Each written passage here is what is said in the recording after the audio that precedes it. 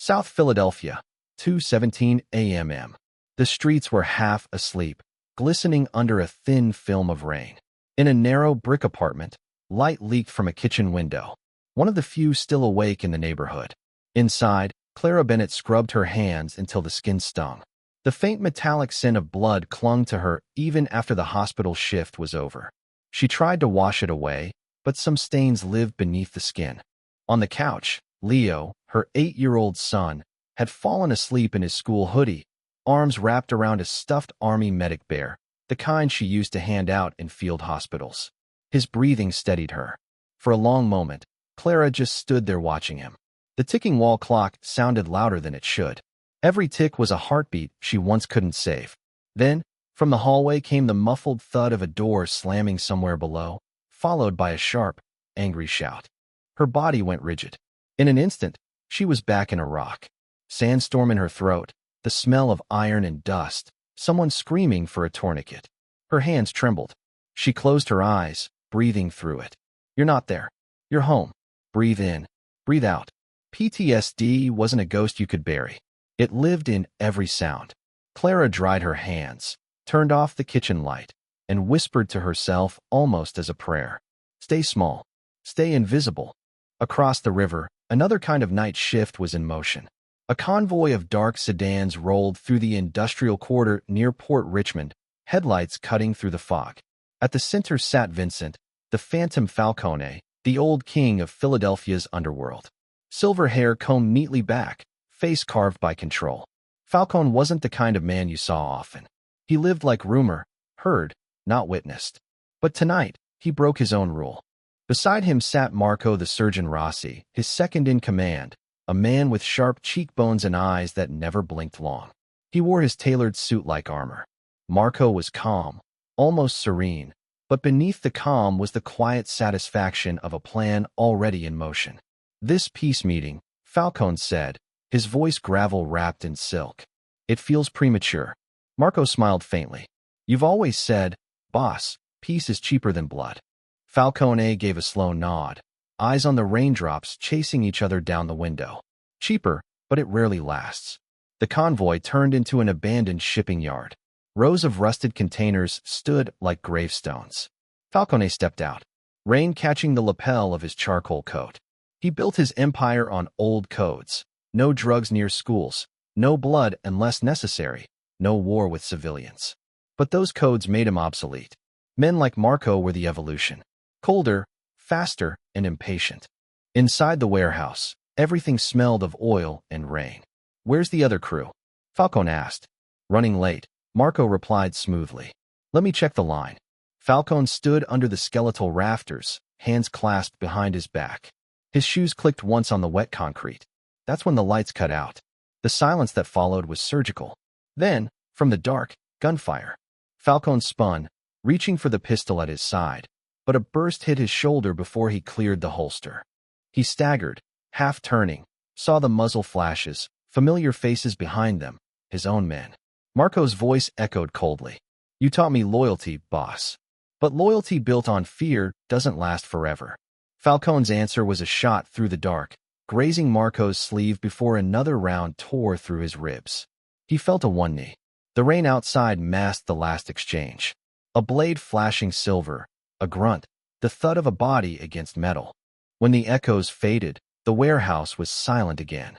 Finish it, Marco ordered, his tone sterile. Leave him in the alley. Let the rats remember who owns this city now. They dragged Falcone out through the side door, his blood streaking the concrete like calligraphy. When they were gone, the storm swallowed the evidence. Falcone lay in the gutter, rain filling his lungs faster than he could breathe. His mind flickered between rage and the memory of a piano. A woman's hands playing Chopin, something soft, human. Then darkness took him. Blocks away, Clara pulled her hoodie tighter against the rain as she left the hospital's side entrance. The city felt heavier at 3 a.m., too quiet, too full of stories no one wanted to hear.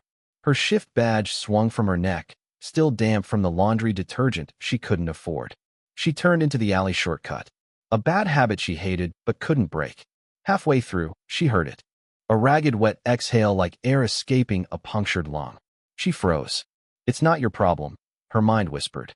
But then came a faint groan, not of pain, but defiance. Help me. Clara's body moved before thought did. Flashlight on. What she saw made her heart seize. A man in a blood-soaked suit lay against the dumpster, his eyes half open, his chest rising in shallow jerks. The metallic tang hit her nose, the exact smell that always sent her spiraling. Her pulse spiked, breath fractured. She saw another man, younger, dusty uniform, eyes begging her not to leave, the one she'd failed to save in Iraq. Her knees buckled. She pressed her palms to the wall, fighting to breathe. Then Leo's face flashed in her mind. His laughter, his trust. Move, Clara. She dropped beside the stranger, checked his pulse. Weak, fading. The wound, gunshot, maybe two. One through the shoulder, another lower. Pneumothorax, she realized a collapsed lung. Without intervention, he'd drown in his own blood. She looked around. No time, no ambulance, and she couldn't call the cops. Not in South Philly. That never ended clean. She dragged him. God, he was heavy. Across the alley, one slow inch at a time, into the hallway of her building. Rainwater and blood streaked the floor tiles like two rivers meeting. Upstairs, Leo stirred in his sleep as Clara locked the apartment door and knelt beside the man again. She grabbed the emergency vodka bottle from under the sink, tore open her sewing kit, and sterilized the needle over the gas flame. Her hands shook so badly she had to steady them with her knees. Don't die on me, she muttered. I already buried one. She sliced his shirt open with her trauma shears. The bullet wound hissed, a sucking chest wound. Clara cut an old credit card in half, pressed the slick plastic over the hole, and sealed it with duct tape. Improvised chest seal field medic style. Then came the shoulder. Deep laceration. Artery nicked, but not severed. She poured vodka straight into it. The man convulsed half-conscious. Stay with me, she ordered, voice cracking. She threaded the needle stitched fast and ugly. Her hands remembered what her mind tried to forget. Suture angles, tension, clamp timing. The old rhythm of battlefield trioff. Minutes bled into an hour. When she finally tied off the last stitch, dawn was breaking through the blinds. Weak, colorless light over her kitchen floor stained dark red. Clara leaned back, breathing hard. Her arms trembled. Her eyes stung. The man's chest rose slow but steady, alive against every law of probability. He turned his head slightly, eyes fluttering open for a second. For the briefest moment, their gazes met, hers raw with exhaustion, his glazed with disbelief. Then he passed out again. Clara stared at him, hands still sticky with blood, realization sinking in like a stone. She had just saved a man who looked like the devil himself, and she had no idea the world that decision had just opened. The storm had passed, but the streets still glistened like a wound. Clara woke to silence. For the first time in months, no sirens, no street arguments, no dripping faucet, just stillness. Leo was already up, pressing his face against the blinds. Mama, there are men outside. Her stomach tightened. She crossed to the window. Below, the street had turned into a funeral. Men in black suits, black coats, polished shoes stepping through puddles, lined up along the entire block, orderly, disciplined, silent. A small army, motionless under the gray morning light. At their center stood an elderly man in a gray coat, the kind of elegance that never needed a word to command attention. His silver hair was slicked back, his cane carved from dark wood. He looked up straight toward her window and gave the faintest nod. Moments later, a knock on the door. Clara's pulse stuttered. She looked down at the stranger she'd saved, still unconscious on her couch, his shirtless torso bound in gauze. His face looked less monstrous in daylight, though the scars hinted at the life that shaped him. She opened the door a fraction. The man with the cane was there, flanked by two silent bodyguards who looked carved from concrete. Mrs. Bennett, he said, voice low, cultured, deliberate. You saved the life of my employer, Mr. Falcone. He's resting now. Her throat dried. He what? The old man stepped forward, gaze calm but heavy. In our world, he said, life debts are sacred. You will never be harmed, never hungry, never alone. He turned, lifted his cane slightly outside in a ripple-like choreography. 200 men bowed, 90 degrees, all at once. The sound of rain on umbrellas filled the silence like static. Leo's small hand clutched hers. Mama, are they saying thank you? Clara couldn't answer because she knew what that gesture meant. It wasn't gratitude, it was ownership. By evening, the apartment had changed. The cracked refrigerator was replaced with a stainless steel double-door model that didn't hum. The mailbox now delivered gourmet groceries she hadn't ordered. The rent envelope she'd been dreading vanished. When she asked the landlord, he just said, "Your account's covered permanently." At first, it felt like magic, a reprieve from survival. Then, like rot beneath paint, the realization set in. Every gift was a chain. Across the street, the black sedan appeared. 2 men in suits inside, parked 24/7. They never came up, never spoke, just sat watching. When she opened her curtains, they didn't flinch. Days passed. Leo brought home drawings from school. Little stick figures of himself, his mom, and the 2 men across the street. They don't blink, Mama. The world had shifted its gravity around her. Even the air felt owned. That night, Clara sat at the edge of her bed, phone in hand, typing a message she never sent. "Mr. Falcone, I want my life back." Then deleting it because some debts couldn't be undone. Across the city in a penthouse wrapped in smoke and glass, Marco Rossi watched a silent TV feed showing Clara's street. He flicked ash into a crystal tray. "She's becoming your symbol, Vincent," he muttered to himself. "You've replaced fear with sentiment." He turned to his men. "Send her a reminder, something gentle." The next morning, Clara found an envelope slid under her door. Inside, a photograph of Leo at school, taken from a distance. No note, no threat, just implication. She locked every window, checked under every bed, then checked again. By the third night, she wasn't sleeping. Every noise was Marco's hand reaching through her walls. At 2 a.m., she called the number on the black card left by Falcone's advisor. He answered after one ring. "I need to see him," she said. Now, 20 minutes later, a single car rolled to the curb. No words, just an open door. They drove through the city until the lights thinned into industrial silence. A small diner sat at the edge of the pier, its neon sign half dead. Inside, the world's most dangerous man sat alone in a booth, nursing black coffee with one hand bandaged in gauze. Falcone looked smaller than myth, human in the wrong light. "Mrs. Bennett," he greeted without surprise. "You shouldn't have called." She sat across from him, shaking with anger she didn't know how to contain. "You've turned my life into a prison. My son's being watched. I don't want your money or your guards. I want you gone." He stirred his coffee once, then looked up. "You think you can walk away?" His voice was steady, quiet enough that it cut through the hum of the fluorescent lights. "The moment you saved me, you entered a world that doesn't forgive neutrality. I didn't choose your world. Then you shouldn't have saved a man from it." The lion landed like a gunshot. Silence stretched between them. Outside, a truck's headlights swept across the diner windows, flickering over their faces, hers raw, his carved in restraint. Then Falcone's tone shifted, softer, curious. "Tell me something, Clara. Where did you learn to keep a man alive with nothing but vodka, a needle, and tape?" Her eyes flicked up. "Army combat medic, Iraq." "And what made you stop?" She hesitated. "Then I couldn't save the last one. A kid 18. I watched him bleed out in my hands." Her voice thinned. "That's what happens when you hesitate." Baldwin leaned back, studying her like she was a riddle he hadn't expected to find. "So when you saw me dying, you weren't saving me. You were saving him." Her jaw tightened. "Maybe." He nodded once. A gesture of understanding, not judgment. "In my line of work," he said, "we call that penance." When she left the diner, the sky was breaking toward dawn, and for the first time, Clara wasn't sure if Falcone was her savior or her mirror.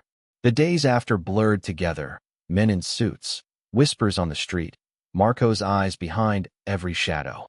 Clara began hearing things. A door creak that wasn't there, a whisper of tires at night. Then one morning, Leo pointed at the doorstep. A small dead pigeon lay there, its neck neatly twisted. No note this time, no message, just silence, heavy enough to crush air. That night, Clara sat on the kitchen floor, trembling. Her hand hovered over the vodka bottle, but she didn't drink. She remembered what Falcone said. "You're in it now." If this was his world, then she had to learn its language. She opened the blinds, met the eyes of the 2 men in the car, and didn't look away. The next morning, they were gone. It happened on a Thursday. Clara was folding laundry when a crash exploded outside. 2 cars colliding, metal screaming. Then came a woman's voice. Panicked shrill. "Help my child." She ran to the window. Smoke. A fire catching on one car's hood. Her pulse spiked. That same old trigger. The battlefield reflex igniting in her chest. Downstairs. One of Falcone's guards blocked the exit. Ma'am, please stay inside. That's an order. Someone's hurt out there. No, ma'am. It's not what it looks like. Then she heard it again. A child's scream, sharp and familiar. Leo, her instincts overruled everything. She shoved past the guard, sprinted into the street. Smoke burned her lungs. The overturned car hissed. She reached for the door handle, and the world exploded into movement. A van screeched from the alley. Two masked men grabbed her. Another pulled Leo from the sidewalk where he'd been playing with chalk. Mom, she screamed. Kicked, bit, but a blow to the side of her head dropped the world into black. When she came to, the air reek of gasoline and mold, her wrists were bound to a chair. Leo tied to a beam across the room, terrified but unharmed. The warehouse walls loomed around them like the memory of hell. Same one, she realized. Port Richmond. Marco stepped from the shadows, immaculate as ever. I have to hand it to you, he said smoothly. You're quite the legend in our circles now. The woman who saved the ghost. Clara's lips split when she spoke. If you touch him, he raised a hand. Relax. The boy's safe for now. He crouched in front of her. You see, Falcone thinks mercy is a virtue. I think it's a disease. And you? He touched the edge of her bandaged hand. You're the infection. She spat blood at his shoe. Marco smiled. Ah, the soldier in you. Shame he'll never see it die. Word moved through the city like current through wet wire. In less than an hour, dark sedans poured from side streets and service alleys, converging on Port Richmond. The old codes wakened. Calls to men who owed debts to men who loved the stability the Phantom once kept. Doors opened, lights died. The city held its breath. Baldwin stepped from the lead car without ceremony. His shoulder was freshly dressed, the sling hidden beneath a black coat. The elderly consigliere stood at his side, face unreadable. Marco wants a spectacle, the consigliere warned. Falcone's jaw set. He'll get an ending. Across the yard, men took positions like pieces on a chessboard. No yelling, no bravado, just the sound of rain on sheet metal, and somewhere far off, a freight horn. Bologna looked up at the warehouse. He remembered the smell of oil and old rope, the floor slick with his blood, the shadow of betrayal. He had built an empire on discipline. He had almost lost it to ambition. He had been many things, protector, tyrant, orphan of his own rules. But tonight he would be something else. He touched the rosary hidden in his pocket, then pushed open the door. Inside the warehouse was a cathedral of rust. Bare bulbs threw hard cones of light across the concrete. Clara sat taped to a metal chair at the center, wrists bound, temple bruised. Leo was tied to a beam 12 feet away, knees tucked to his chest, eyes dry from crying too long. When Clara saw Falcone, a breath shuddered out of her she hadn't known she was holding. Marco stepped from the shadows, sleeves rolled, calm as a surgeon between cuts. He held a pistol the way some men hold a pen, like an extension of intention. Welcome back to church, he said. I kept your pew warm. Falcone's men fanned along the mezzanine. The consigliere stayed at the door like a solemn witness. No one fired. Not yet. Marco's smile was small. I expected an army. I got a prayer. Falcone glanced at Clara first. You all right? She nodded once. Leo Falcone's eyes found the boy. Their gaze held for a fraction. Falcone lowered his pistol by a hair, as if the smallest child could command the biggest man. Marco clocked the gesture and brightened. There it is, the tumor. He raised his gun toward Leo. Affection. Guns lifted around the room. Safeties clicked. Don't, Falcone said. Not a shout, an order. Marco tipped his head. I offer you a trade, your crown for your myth. You die like a man and the boy walks, or we test your new religion. Clara met Marco's eyes and spoke evenly, cutting through the noise. Marco, he looked at her almost indulgent. Yes, nurse. You wanted to be seen, she said. Consider this a mirror, a flicker, an annoyance. I'm not the one on trial. You made yourself the judge when you put a gun to a child, Clara said. But you're not angry at him or me. She leaned forward despite the tape biting her skin. You're angry at being replaced. Marco laughed softly. By whom? Him? He jerked the gun toward Falcone without looking. Or by you? He pointed at Clara now, a stranger who walked into his legend and made him sentimental. Clara didn't blink. By time? The word traced a cold line through the space. You served a man who was never going to crown you. She went on, voice steady, tone clinical and kind. You cut out the rot and found bone. It didn't give, so you keep cutting. The problem isn't surgical. It's grief. Marco's jaw tightened. Be careful. Clara's voice softened. He taught you discipline. He didn't teach you what to do when love shows up, disguised as weakness. She nodded toward Leo. You see a glitch in the code. I see a man choosing not to make a child into a story. He has to survive. Silence held. The rain outside sounded like static between stations. Marco's grip tightened. You don't know what he made me do. I know what you wanted him to do, Clara said. Anoint you. Make the room smaller until you fit, she leaned in. He couldn't. Not because you're not capable, because there's no room left when fear calls the shots. She nodded at his hands. How long have they been shaking? He sneered. They're steady. Then look, he did, out of reflex. The barrel trembled a millimeter. The tremor amplified by the weight of 20 eyes and one truth.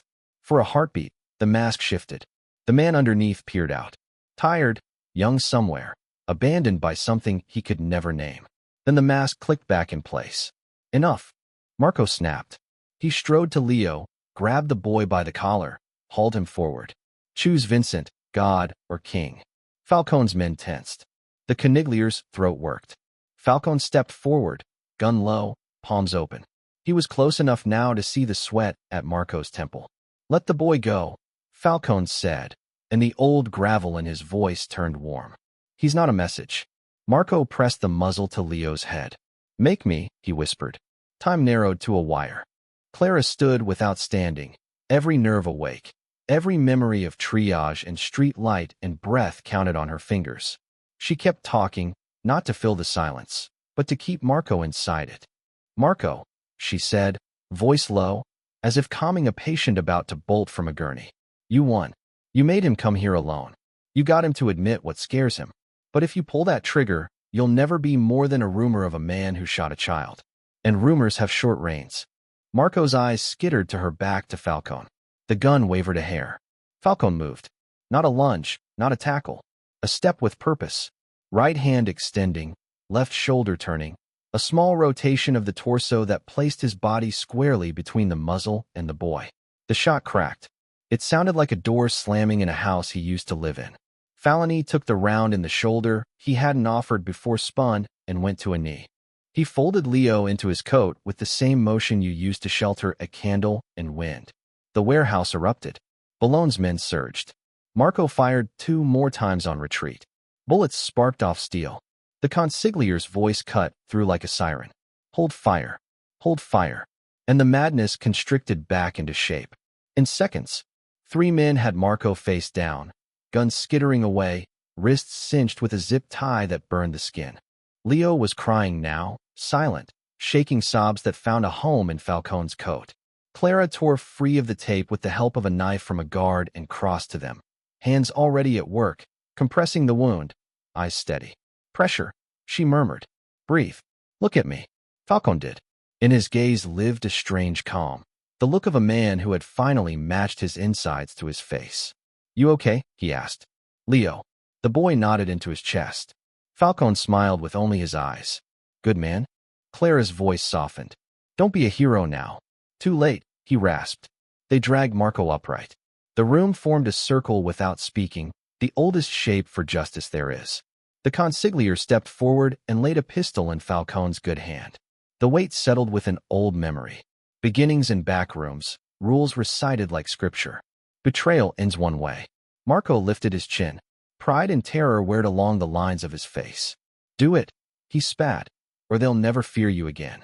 Rain ticked on the roof like 1,000 seconds dying. Phone looked at Clara. She wasn't pleading. She wasn't commanding. She was watching the man choose what kind of story this would be for a boy who had already seen too much. Phone turned to Marco. Gun heavy, history heavier. You wanted my throne, he said softly. Here's the truth. There is no throne. It's a chair in a room full of ghosts. He lowered the gun. No, Marco whispered. Disbelief flooding him faster than rage. No. Falcone nodded to his men. Cut him loose. A murmur of shock rippled. The Coniglier's eyes flicked. Warning or awe. Even he didn't know. Falcone stepped close enough that only Marco could hear. but everyone could read the shape of the moment. You don't die tonight, Falcone said. You live with what you did. Leave this city. If I ever see you again, I will not hesitate. Marco searched Falcone's face for cruelty and found only the thing he had feared most. Mercy. It made him smaller. It made him human. It made the room bigger than he could hold. They shoved him toward the door. He stumbled into the wet dark like a man released from a sentence he didn't believe in. Falcone let out a breath that had been living in his chest for years. The room exhaled with him. He swayed. Clara caught his good arm. You lost blood, she said, but you gained something inconvenient. A conscience with a pulse. He almost laughed, then winced. Hurts more. Always does. Weeks later, South Philly pretended not to remember. The sedan across the street disappeared. Neighbors began to nod again. The refrigerator hummed like a normal thing. On a dim morning feathered with fog, a single car pulled up. No entourage, no black parade. Falcone climbed the stairs slower than he used to. Coat button bandage hidden. Gravity less so.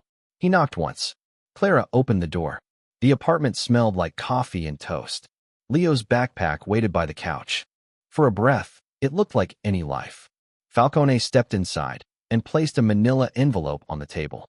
A set of keys lay on top, silent as metal always is in moments like this. What is it? Clara asked. Deed. An old farmhouse outside Eugene, Oregon. Papers for a new name. Bank accounts you don't have to be afraid of. He paused. No strings, she studied him. Is there such a thing? There is if you cut them yourself. He looked at Leo. You like trees? Leo nodded. Do they have snow? Sometimes rivers you can hear before you see. Clara touched the keys. They were warmer than they should have been, as if someone had been holding them a long time. If I take this, she said, am I free? Falcone's eyes softened in a way that didn't belong to kings. Or maybe belonged to the best kind of them. That night you saved my life, he said. But in that warehouse, you saved my soul. Silence held. The walls listened. Clara closed her hand around the keys. She didn't trust tears. Not for long, so she used motion instead.